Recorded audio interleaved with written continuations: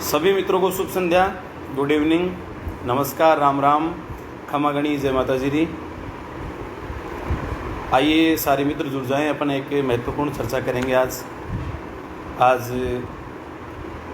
शहीद आजम भगत सिंह के प्रेरणा स्रोत करतार सिंह जी सराबा का शहादत दिवस है, जिन्होंने मात्र 19 वसंत देखे थे ज़िंदगी के और इस मातृभूमि के लिए कुर्बान हो गए। और आज ही अमर शहीद राजस्थान के भगत सिंह कुंवर प्रताप सिंह बारेट का जन्म दिवस भी है और शहादत दिवस भी है। और इसी के संदर्भ में आज अपन महत्वपूर्ण चर्चा करेंगे। एक बार जुड़ जाइए, देखिए कौन कौन मित्र जुड़ते हैं। आओ मित्रों, जीवन के बारे में कितनी ही बड़ी कविता लिखो, प्रबंध काव्य लिखो, महाकाव्य लिखो, खंड काव्य लिखो, बौद्धे से लगते हैं। कई बार विचार भी करते हैं क्या लिखे। बचपन में एक बड़ी कविता लिखी थी, जब मैं शायद BA सेकेंड ईयर में पढ़ा करता था। उस टाइम कवि सम्मेलनों में आना जाना लगा था। उस संदर्भ में वो कविता तो आज मैंने ढूंढने का भी प्रयास खूब किया, मिली भी नहीं, पुरानी डायरी भी नहीं मिली। एक दोहा याद है कि माणिक आभा मोकड़ी और पे खीजे प्रताप। जो माणिक कुंवर, उनकी माताजी ने जो संस्कार दिए थे वो संस्कार उनमें दिखाई देते थे। माणिक आभा मोकड़ी पे खीजे प्रताप, आप उजाड़ी आप जी खंडावाड़ी खाप। उनकी मां माणक कंवर का जो बलिदान है, त्याग और तपस्या है, वो सबसे ज़्यादा वंदनीय है। वैसे पूरे बारेट परिवार में केसरी सिंह जी बारेट है, उनके भाई जोरावर सिंह जी बारेट हैं, दामाद ईश्वरदान जी आज हैं, केसरी सिंह जी बारेट, प्रताप सिंह जी बारेट हैं। सबका त्याग, तपस्या और बलिदान वंदनीय है, नमनीय है। सदा में बार बार सिर झुक जाता है। लेकिन उस महिला का त्याग देखिए, जिनकी 3-3 गांवों की जागीरी तत्कालीन शासक और अंग्रेज छीन लेते हैं। जागीर छीन ली जाती है, जब्त कर ली जाती है, उनकी हवेली छीन ली जाती है, और उसके बावजूद उनके परिवार के सारे सदस्य जेल में हैं। उप भी किए बिना उस महिला ने किस प्रकार से अपना जीवन जिया होगा। और बड़ी बात, केसरी सिंह जी बारेट के ससुर थे, केसरी सिंह जी बारेट के पिताजी थे, माणिक कुंवर जी के जो ससुर थे कृष्ण सिंह जी बारेट, उन्होंने एक किताब लिखी थी जिसका नाम था राजपूताना का अपूर्व इतिहास, राजस्थान का अपूर्व इतिहास। और उसकी शर्त रखी थी कि मेरे जीवन में इसका प्रकाशन नहीं होना चाहिए, मेरी मृत्यु के बाद इसका प्रकाशन हो। उस किताब को कैसे बचा के रखा? जब उनकी जागीरी जब्त की गई, उनकी हवेली छीनी गई, उस समय उन्होंने अपनी हवेली में से केवल मात्र एक चीज़ ली थी, और वो चीज़ थी अपने ससुर कृष्ण सिंह जी बारेट द्वारा लिखा गया राजपूताना का अपूर्व इतिहास। और वो ऐसा इतिहास था, मैंने पढ़ा है, 2 खंडों में प्रकाशित है, बड़ा अद्भुत ग्रंथ है, आपको भी पढ़ना चाहिए। आपको आधुनिक राजस्थान के इतिहास के बारे में बहुत सी नई जानकारियाँ मिलेंगी और आपके चक्षु खुल जाएंगे कि ऐसा क्या है। पति जिस महिला का जेल में बैठा है, जिसका बेटा जेल में है, एक देवर है जो पटियाला के स्टेट हिस्टोरियन हैं, वो उनसे कोई संबंध नहीं रखते, कोई संपर्क नहीं रखते। एक देवर हैं जो अमरदास बैरागी के नाम से जंगलों में भटक रहे हैं। लॉर्ड होर्डिंग्स पर बम फेंकने के बाद में जोरावर सिंह बारेट अमरदास बैरागी के नाम से मालवा के जंगलों में घूमते रहे और आजीवन कभी भी उन्हें अंग्रेज पकड़ नहीं पाए। इसीलिए जोरावर सिंह बारेट को राजस्थान का चंद्रशेखर कहा जाता है। चंद्रशेखर भी आज़ाद रहे, आजीवन कभी भी अंग्रेजों के हाथ नहीं आए, और जोरावर सिंह बारेट भी कभी अंग्रेजों के हाथ नहीं आए। प्रताप सिंह जी बारेट को राजस्थान का भगत सिंह कहा जाता है। छोटी सी उम्र में, मात्र 19 साल में, उन्हीं के रिश्तेदार आसानाडा रेलवे स्टेशन पर अंग्रेजों को खबर करके उन्हें गिरफ्तार करवा देते। उस जमाने में लॉर्ड होर्डिंग्स पर बम फेंकना एक बहुत बड़ी बात होती थी। लॉर्ड होर्डिंग्स का जो जलसा था, उसका चमत्कार कम करने के लिए रास बिहारी बोस अपने सबसे विश्वस्त जोरावर सिंह बारेट और प्रताप सिंह बारेट को जिम्मेदारी देता है। और दोनों चाचा भतीजा एक मुस्लिम महिला की ड्रेस, जिसे बुर्का कहते हैं, दोनों ने बुर्का पहना और जो चांदनी चौक दिल्ली में पंजाब नेशनल बैंक की बिल्डिंग है, उस बिल्डिंग पर जाकर महिलाओं के बीच बैठ गए।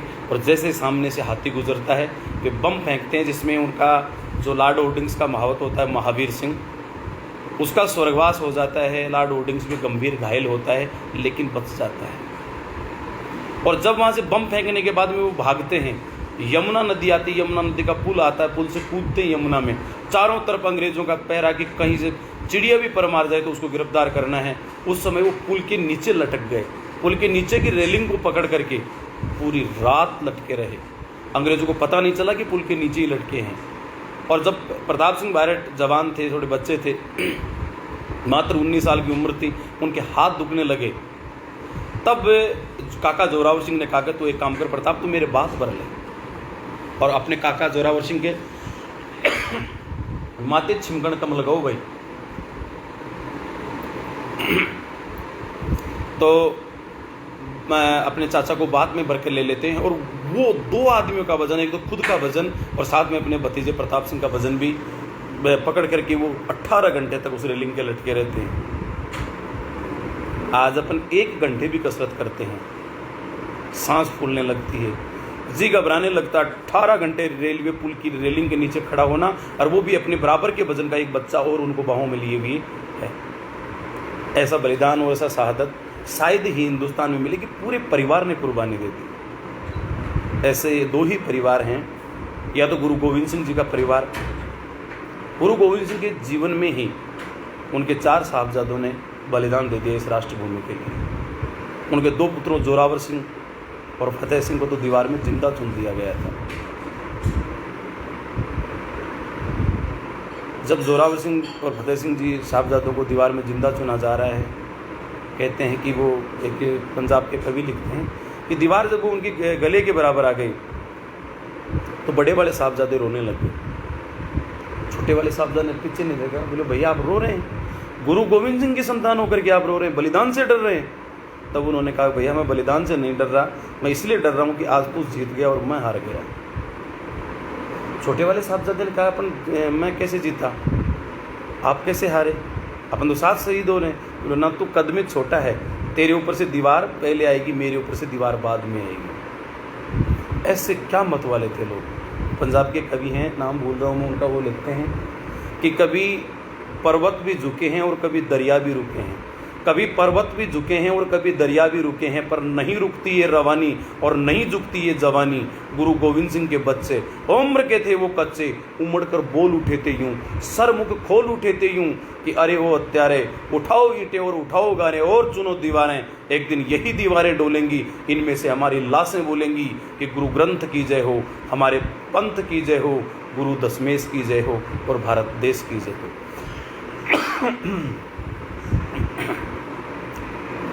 जो जुड़ चुके हैं उन सभी का मैं स्वागत करता हूं। जैसे अनिल जी सुथार, स्वागत है आपका। आरजी जीराना, चंद्र प्रकाश जी नागर, शिव प्रकाश जी, ओम प्रकाश जी गुप्ता, रमेश सोलंकी, सूरजमान सिंह शेखावत, आशा कुमावत, उपदेश कुमार, भानु सिंह भाटी, जय माता जी री, जय माता जी री। राम लखन मेहरा, राम लखन जी आप खाना बना रहे हो, मेरी लाइव देख रहे हो, उसको बंद कर लो आप। ये राम लखन जी हमारे रसोइया हैं, हम इनको माते कहते हैं कि इस कोरोना काल में परिवार तो सारा गांव बैठा है और यही हमें रोटियां बनाकर खिलाते, तो इनका उपनाम ही हमारा माते हो गया है।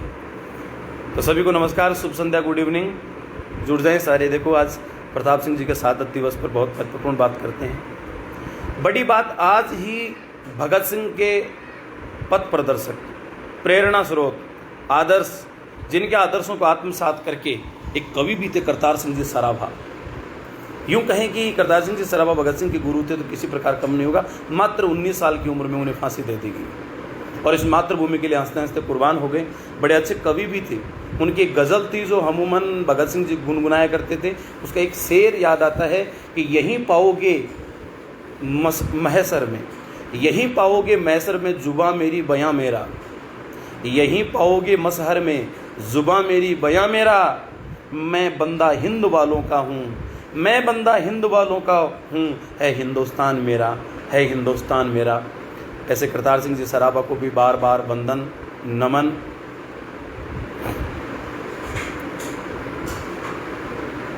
राम लखन, बुद्धराम स्वामी, बुद्धराम जी नमस्कार नमस्कार।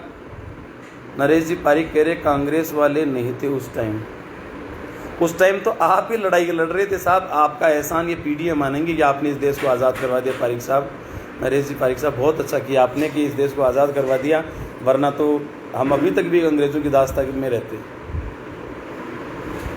देश को आज़ाद कराने के समय केवल 2 ही राजनीतिक दल थे, एक कांग्रेस और एक वामपंथी दल। भगत सिंह जी खुद वामपंथी थे, मार्क्सवादी विचारधारा से प्रेरित थे, नास्तिक थे, ईश्वर को कुछ नहीं मानते थे। और कभी भगत सिंह जी को समझना है तो उनका एक लेख किताब के रूप में प्रकाशित है, मैं नास्तिक क्यों हूँ। पढ़ना, मैं नास्तिक क्यों, तब समझ में आएगा भगत सिंह जी क्या थे। हालांकि आपका कहना कहीं ना कहीं आपकी पीड़ा जायज़ है कि उस समय की कांग्रेस की आज की कांग्रेस में बड़ा अंतर आ गया है। उस समय की कांग्रेस का जो उद्देश्य था वो देश के लिए त्याग और बलिदान था। इस समय की कांग्रेस के लिए आप सब अपन तो इस युग को देख रहे हैं, सत्ता लालच है, सत्ता प्राप्ति है, कुर्सी प्राप्त करना है, ये है। वैसी कांग्रेस नहीं है जो बाबा गांधी के समय की थी। गांधी जी और नेहरू जी ने तो देश को बहुत कुछ दिया है। पर चलिए अपन अपनी चर्चा की विषय को न भटकाते हुए अपने सीधे सीधे मुद्दे पर चलते हैं। बुधराम जी, दिनेश सिसोदिया जी, राम राम जी, कृष्ण कीचड़ जी, राम राम, रामस्वरूप जी, राम चौधरी बरवड़ जी, संग्राम सिंह जी राठौड़, जय माता जी की सा, विष्णु चौधरी, गुड इवनिंग, नमस्ते नमस्ते, दलपत सिंह जी राठौड़, जय हो, सुरेश कुमार, जय श्री, माय फेवरेट टीचर, हाय। एक नारायण जी गहलोत कह रहे हैं, बोले कन्हैया में भगत सिंह जी कैसे दिखते हैं। आप भगत सिंह जी का एक बार लिटरेचर पढ़ लो, आपको अपने आप भगत सिंह, कन्हैया में भगत सिंह दिखने लग जाएगा, आपको अपने आप लगने लग जाएगा। पढ़िए आप। अपन क्या कि एक सोची कोई अपने को कुछ बता दिया किसी एक कम पढ़े लिखे आदमी ने, या अपन ने व्हाट्सएप पर किसी लेख को पढ़ लिया और उसी को अपन सत्य मान बैठते हैं। इसी को कहते हैं कूप मंडूक बुद्धि। अध्ययन का दायरा बड़ा विस्तृत है। अध्ययन एक समुद्र की तरह है और अध्ययन करता है वो खुद भी समुद्र की तरह हो जाता है। इसलिए अध्ययन करना सीखिए आप। भगत सिंह जी को समझना तो भगत सिंह जी को पढ़ना पड़ेगा।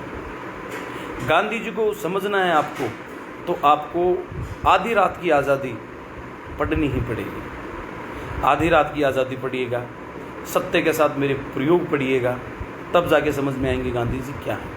चलो सत्य के साथ मेरे प्रयोग गांधी जी ने खुद नहीं लिखी, उनकी आत्मकथा है, वो ना पढ़ करके कोई गांधी जी का तटस्थ जिन्होंने आकलन किया है, जिन्होंने लिखा है, जो ना भारत के थे, ना कांग्रेस के थे, ना भाजपा के थे। भाजपा तो खैर उस समय पैदा भी नहीं हुई थी। और उन लेखकों को आप पढ़िएगा, तब जा करके एक आपको समझ विकसित होती कि हाँ हम क्या हैं, हमें क्या करना चाहिए, किधर बढ़ना चाहिए।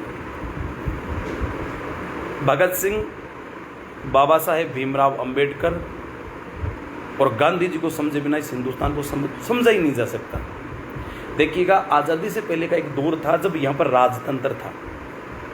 राजतंत्र में इतनी कमजोरियाँ आ गई थी, इतनी जड़ताएँ आ गई थी, इतनी संकीर्णताएँ आ गई थी कि यहाँ अंग्रेज़ों को पनपने का मौका मिला।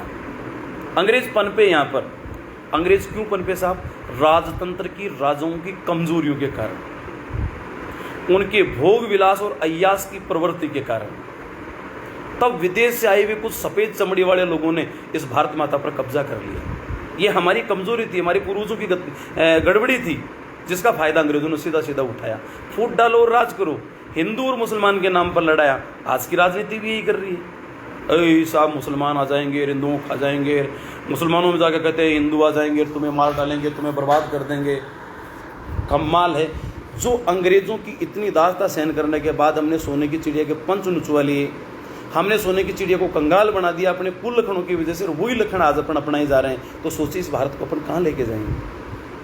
अपनी पीढ़ियाँ अपने नाम पर जूत मारेंगे, श्राद्ध नहीं निकालेंगे अपनी कि हमारे बुजुर्ग इतने गए गुजरे थे कि जिनके कारनामों की वजह से, जिनके अल्प बुद्धि की वजह से आज हमें ये दिन देखने पड़ रहे हैं। ये सच्चाई है।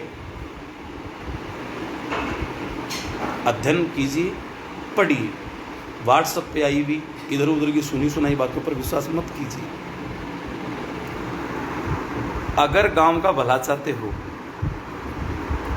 कोरोना काल चल रहा है, इस समय सारे के सारे झिझक रहे, जागरूक रहे, अपने घर में बैठे रहे, बाहर ना निकलें, लोगों को इसके लिए मोटिवेट करते रहें और इस समस्या को अपन जीत लेंगे। भारत सरकार और राज्य सरकारें पूरे प्रयास कर रही हैं कि जल्दी से जल्दी इस विषय को अपन जीत पाएँ, समस्या को अपन समस्या से निजात पाएँ, और समस्या से निजात मिलेगी। अच्छे दिन आएंगे।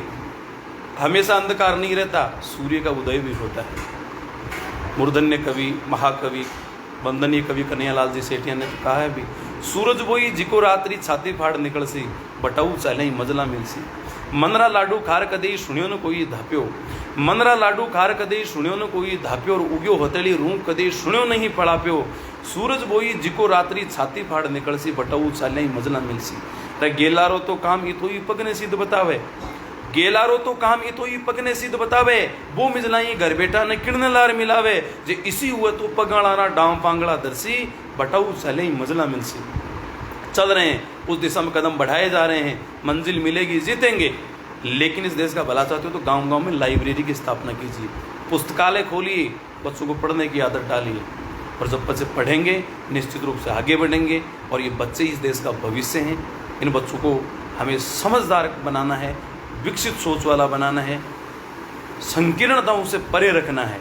और संकीर्णताओं से परे रखना है तो उन्हें पढ़ने की आदत डालनी पड़ेगी। तटस्थ रहकर, निरपेक्ष रहकर जब अध्ययन करेंगे तब सच्चाई का ज्ञान उन्हें प्राप्त होगा। आज सुनते हैं साहब फलाने ऋषि थे, बचपन में जंगल में निकल गए, 12 साल तक घोर तपस्या की, ब्रह्म ज्ञान की प्राप्ति हुई। वो तपस्या कोई ऐसे थोड़ी थी आग जला के बैठ जाते थे, कोई मंत्र बोलते रहते थे, ये कोई तपस्या नहीं होती थी।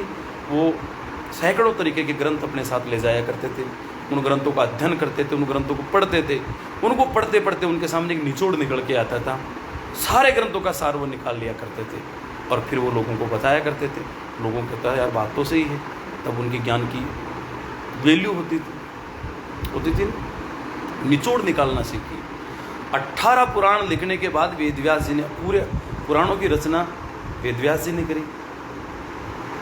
वेदों का जो लेखन है पहली बार वेदव्यास जी ने किया। उससे पहले श्रुति थे, सुने हुए थे, किसी को 1 वेद याद थे, किसी को 2 वेद याद थे, किसी को 4 वेद याद थे, 2 वेद याद थे वो द्विवेदी, जिसको 3 वेद याद थे वो त्रिवेदी, जिसको 4 वेद याद थे वो चतुर्वेदी कहलाते थे।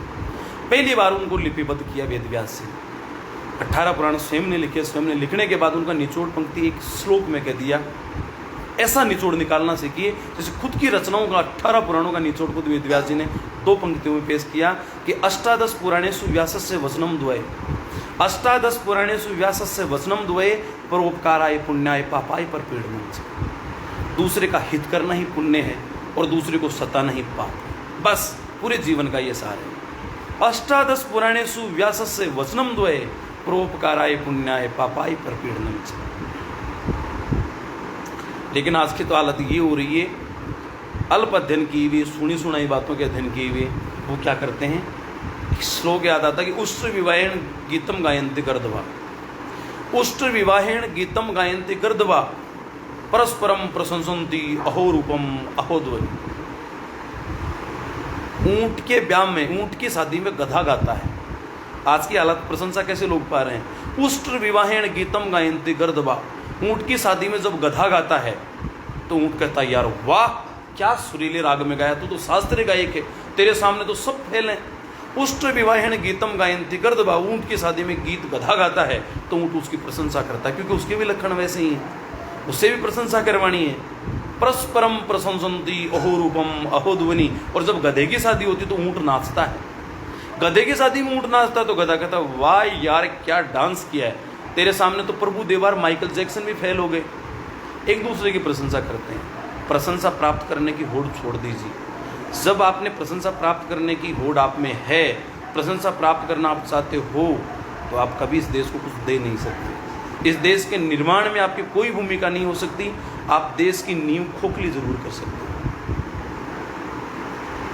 बुरा सुनने की आदत डालिए, अपनी बेइज्जती होने का जो भाव है उसे आप डरते हो, वो डर निकाल दीजिए, तब निर्माण होता है। धूप में जिसकी पीठ जल जाती है, हाथों में ऐंठन पड़ जाते हैं, वही एक सुंदर इमारत का निर्माण कर पाता है। सौंदर्य, पराक्रम और शौर्य का निर्माण करना तो तपना पड़ेगा, परवाह मत कीजिए। तो दोस्तों बात कर रहे थे आज अपन करतार सिंह जी सराबा और अमर शहीद प्रताप सिंह जी बारठ की शहादत दिवस की। आज ही प्रताप सिंह जी का जन्म भी है। क्लीवलैंड ने कहा जब प्रताप सिंह जी को, यार तेरी मार होती है प्रताप, तेरी मार होती है तेरे लिए, तो अगर तेरे साथियों का पता बता देगा, रास बिहारी बोस का अड्डा बता देगा, हम तेरे को छोड़ देंगे, तेरी माँ तेरे को देखकर खुश हो जाएगी। प्रताप जी ने कितनी अच्छी बात कही कि मेरी एक माँ रोती है तो रोने दो, मैं एक माता को रुलाने के, एक माता को चुप कराने के लिए, एक माता के आंसू पहुँचने के लिए हजारों माताओं को नहीं रुलाना चाहता। मेरा छोटा भाई प्रहलाद सिंह कविया प्रांजल बहुत अच्छा कवि है। थोड़ा सा अंतर है, मैं वामपंथी हूँ, वो दक्षिणपंथी है। वो घोर आस्तिक है, मैं घोर नास्तिक हूँ। है भाई, वो माता जी की बहुत अच्छी चिरजाएँ लिखता है, बहुत अच्छा नाम है चिरजाओं के क्षेत्र में। उसका एक बहुत प्यारा दोहा है, उसके दो दोहे मुझे बड़े पसंद है, हालांकि उसने खूब रचनाएं लिखी है। दो दोहे पसंद है। एक तो कि जाए भाड़ में भाजपा कुआ में कांग्रेस, जाए भाड़ में भाजपा कुआ में कांग्रेस, खुरच खुरच कर खाई गया मारो भारत देश। जाए भाड़ में भाजपा कुआ में कांग्रेस, खुरच खुरच कर खाई गया मारो प्यारो देश। या फिर प्रताप सिंह जी बारट के शहादत पर जब कहा गया उनको कि आपकी माँ रोती है, हम आपको छोड़ देंगे, आपकी माँ के आंसू पुछ जाएंगे, तब उन्होंने कहा था कि मेरी एक माँ को हंसाने के लिए मैं हजारों माताओं को नहीं रुलाना चाहते। प्रहलाद उस समय बहुत प्यारा दोहा लिखता है, देख के बोलता हूँ कि रोवे तो रोवो भला तोड़ूं को नी रीत, रोवे तो रोवो भला तोड़ूं को नी रीत, रोवे तो रोवो भला तोड़ूं को नी रीत, जननी सू ज्यादा मने जन्म भौम सुप्रीत, जननी सू ज्यादा मने जन्म भौम सुप्रीत, रोवो तो रोवो भला तोड़ूं कोनी रीत, और जननी सू ज्यादा मने जन्म भौम सुप्रीत। ऐसे प्रताप सिंह की शहादत पर उनके पिताजी भी उस समय जेल में थे, केसरी सिंह जी बारट।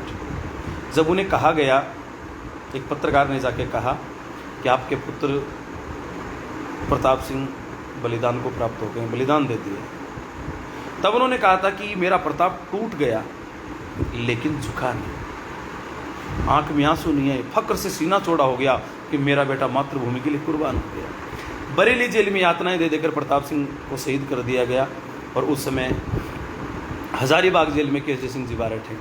पत्रकार ने पूछा, इस पर आप क्या कहना चाहते हो? केसरी सिंह जी ने एक शेर कहा कि हो अगर 2-4-10 कुर्बानियाँ तो क्या हुआ, ये तो एक बेटा मरा है, मेरे परिवार से हजारों कुर्बानियाँ हो जाए तो भी मैं परवाह नहीं करूँ, मेरा देश आज़ाद होना चाहिए, मेरी मातृभूमि आज़ाद होनी चाहिए। क्या शेर कहा उन्होंने कि हो अगर 2-4-10 कुर्बानियाँ तो क्या हुआ, हो अगर 2-4-10 कुर्बानियाँ तो क्या हुआ, लुप्त तो तब हैं कि कह दें खंजरें जल्लाद बस, लुप्त तो तब